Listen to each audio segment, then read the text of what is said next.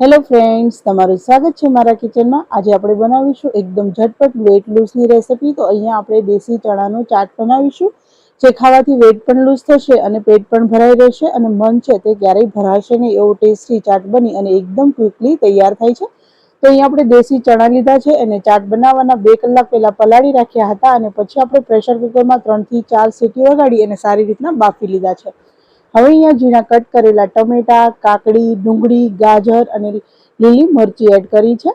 તમે મરચી છે તો તમારી તીખાશ પ્રમાણે એડ કરી શકો છો અને સાથે આપણે અહીંયા ફ્રેશ ધાણા એડ કર્યા છે।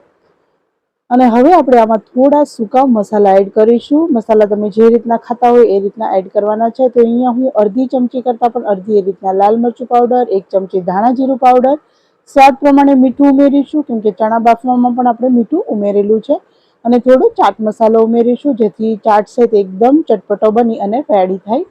તો અહીંયા આપણે બધી વસ્તુ ઉમેરી દીધી છે। હવે આપણે આમાં શેકેલા જીરાનો પાવડર ઉમેરીશું જેથી ચાટનો ટેસ્ટ છે તે ખૂબ જ સરસ આવશે અને સાથે આપણે ખટાશ માટે અડધા લીંબુનો રસ ઉમેરી દેવાનો છે। આ ચાટ છે તે એકદમ ઝટપટ બની અને રેડી થાય છે અને ખાવામાં ખૂબ જ ટેસ્ટી બને છે અને આપણે બપોરે લંચમાં કે રાત્રે ડિનરમાં પણ ખાઈ શકીએ છીએ। આ ખાવાથી વેટ છે તે વધતું નથી અને પેટ સારી રીતના ભરેલું રહે છે અને આમાં ઘણું બધું પ્રોટીન અને ફાઈબર આપણે મળી રહે છે। તો આ રીતના વેટ લૂઝ રેસિપી પણ છે અને તમે આને રોજે ખાશો તો પણ તમારું મન નહીં ભરાય એટલો ચટપટો આ ચાટ બની અને રેડી થાય છે। તો સારી રીતના મિક્સ કરી લેશું અને આપણો ચાટ છે તે સર્વ થવા માટે રેડી છે। તો આ રીતના એકવાર આ ચણાનો ચાટ બનાવજો, તમે આંગળા ચાટતા રહી જશો એવો ખૂબ જ ચટપટો બની અને રેડી થાય છે। તો આપણે અહીંયા એક પ્લેટમાં ચાટને સર્વ કરી લઈશું। આપણે સાંજના ટાઈમે નાની મોટી ભૂખ લાગતી હોય છે એના માટે પણ આપણે આ ક્વિકલી ચાટ બનાવી અને ખાઈ શકીએ છીએ। જો તમારે વધારે ચટપટું ખાવું હોય તો તમે આમાં ટોમેટો સોસ અને ગ્રીન ચટણીનો પણ યુઝ કરી શકો છો। તો આ રીતના કોઈ પણ જાતની ઝંઝટ વગર એકદમ ક્વિક એવો આપણો દેશી ચણાનો ચાટ છે તે બની અને તૈયાર થાય છે। આ તમે બાળકોને લંચ બોક્સમાં પણ આપી શકો છો। જો બાળકો માટે બનાવતા હોય તો લીલી મરચી છે તે સ્કીપ કરી દેવી અથવા તો ઓછી એડ કરવી।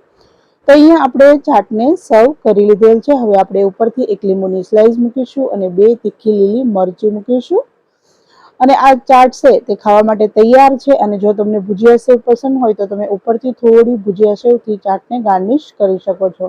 તેનાથી એનો લુક પણ સારો આવશે અને ટેસ્ટ પણ ઇન્હેન્સ થઈ જશે। તો આ રીતના એકવાર દેશી ચણાનો ચાટ છે તે જરૂર બનાવજો અને મને કમેન્ટ કરજો તમને મારી આજની એકદમ ક્વિક એવી નાસ્તાની રેસિપી છે તે કેવી લાગી છે।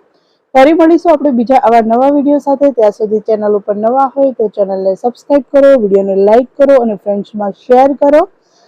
બાજુમાં રહેલું બેલ આઇકન છે તે દબાવવાનું ભૂલશો નહીં।